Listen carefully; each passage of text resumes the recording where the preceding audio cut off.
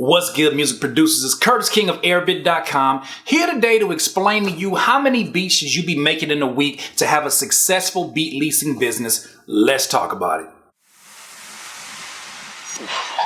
Airbit.com.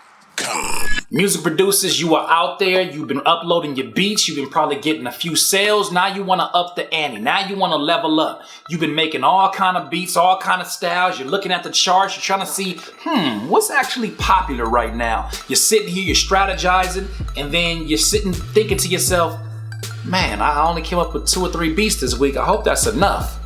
And because there's not many resources out there, except for your boy, Curtis King of Airbit.com, there's not many resources out there to kind of help you strategize on that end. Let's talk about that.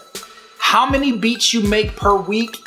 First of all, is not as important as what kind of beats you're making and the quality of the beats that you are providing. Now, I can sit here and give you a number and say that 2 to 3 beats a week should basically help you along your process. You should be basically notifying your customers via email. You know, it's enough to keep your customers interested to keep checking back to your website for new beats. 2 to 3 beats a week is perfectly fine. But a lot of producers still find a lot of success doing 1 beat every 2 weeks because that 1 beat is something that people can tell they put a lot of time and a lot of effort.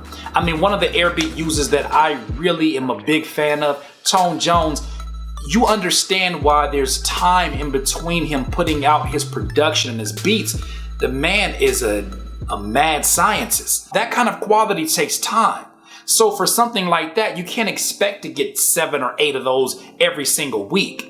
You know, what I suggest you do is really focus on quality, and not just quality, because you can make the wrong beats and have quality wrong beats. How can you do that, Curtis? Imagine if your niche is actually not trap and all you're doing is making trap beats. Imagine your niche is R&B and you have a few R&B beats that have sold really well, but you're like, that's not the direction I want to go. Well, that's the direction your customers want you to go. And that's where the dollar bills that are coming in want you to go. But you want to pay attention to that and see, okay, what do my customers want from me exactly?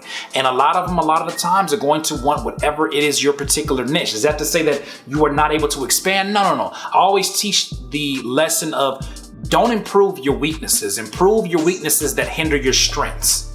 So with that being said, focus more so on the quality and the type of beats you're doing, right? Because you can have a quality mix on a beat that nobody wants. You know, if you're up here doing reggaeton beats to a hip hop audience, they have no interest in that. So that being said, focus more so on the quality and then also focus on the type of beats that you are doing.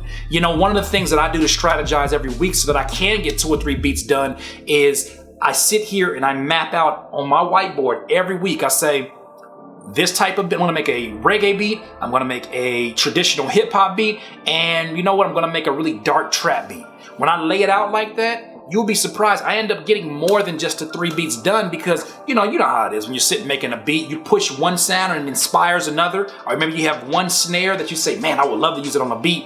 You bring it back and then you have a whole nother beat based around that one sound. That's just how we work.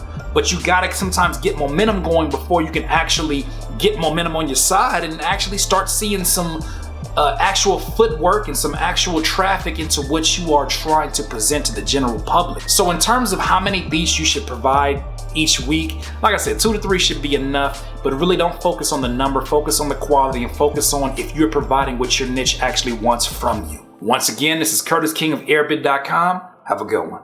Peace. Airbit.com.